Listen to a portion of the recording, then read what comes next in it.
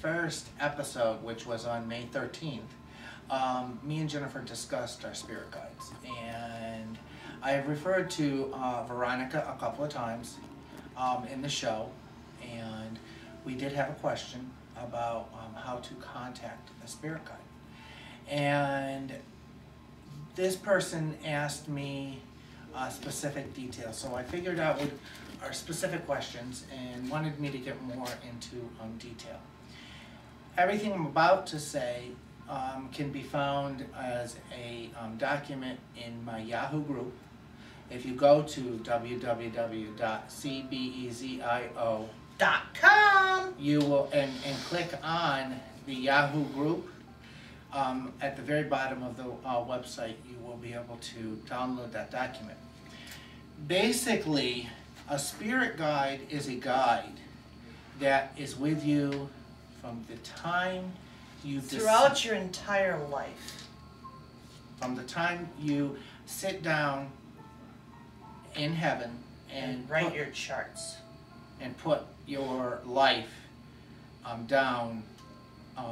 They're there to help you all from that very point all the way back to the time you are back in heaven again and you're being oriented again. So it includes your whole entire life. They're there. But spirit guides, and if you hear the word guides, there are multiple guides. I don't talk much about my protector guide. It's Jose. He is quite aggressive. I've met him twice, believe me. You don't want to. He's a protector.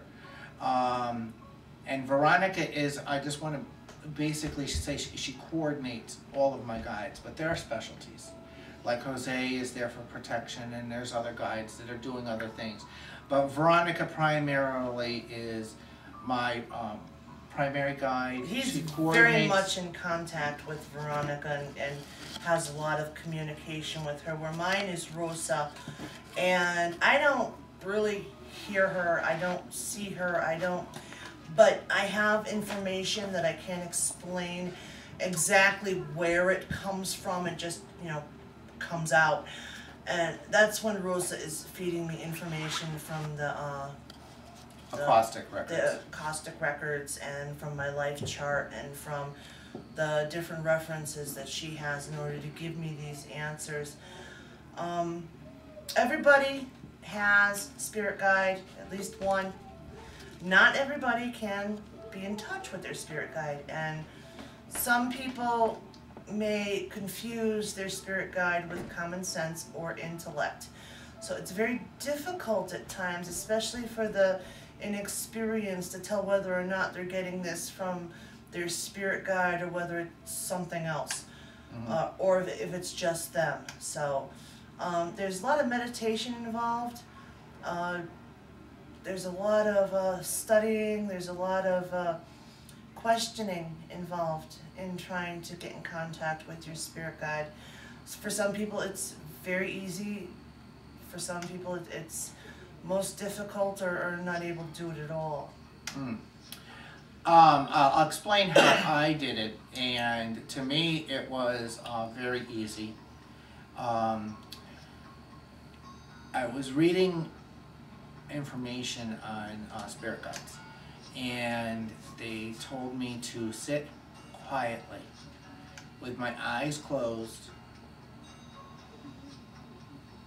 for 5 minutes and not say a word, and let all the random cluttered thoughts that come popping into your head come in and out, in and out, in and out. He doesn't have any problem with that. He's got lots of holes. And after 5 minutes, ask yourself this question. Now, it may take a couple of times before you'll get your answer. You're not going to always be successful on the first try. But then again, don't give up. The main thing is belief. If you believe in God, if you believe in your spirit guides and your angels, they will come to you and they will give you signs, but you have to be very open-minded, not to the point where your mind falls out, but open-minded enough to accept what you're seeing and hearing. That's right. Thanks.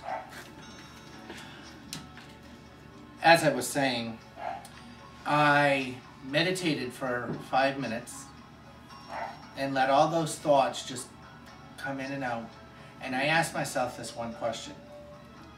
Spirit guide, what is your name? And the name Veronica popped into my head. And from that day forward, my spirit guide's been named Veronica.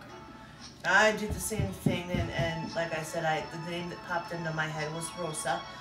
And I mean, you actually have to roll the R. It's Rosa, but I say Rosa. Everybody has a spirit guide, and everybody's is different. You may have male, you may have female. Doesn't matter whether you're male or female or not. And they're there to help you. Not every male will have a male spirit guide. Not every female will have a female spirit guide, primary guides. It really But depends you also on have what your life chart. angels and your archetypes and your protectors around you as well.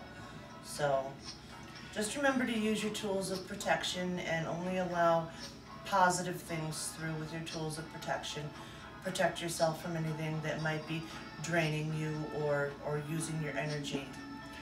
One of the things that happened after I had been communicating with Veronica for a while, questions from people were, how do I know it's my spirit guide? How do I know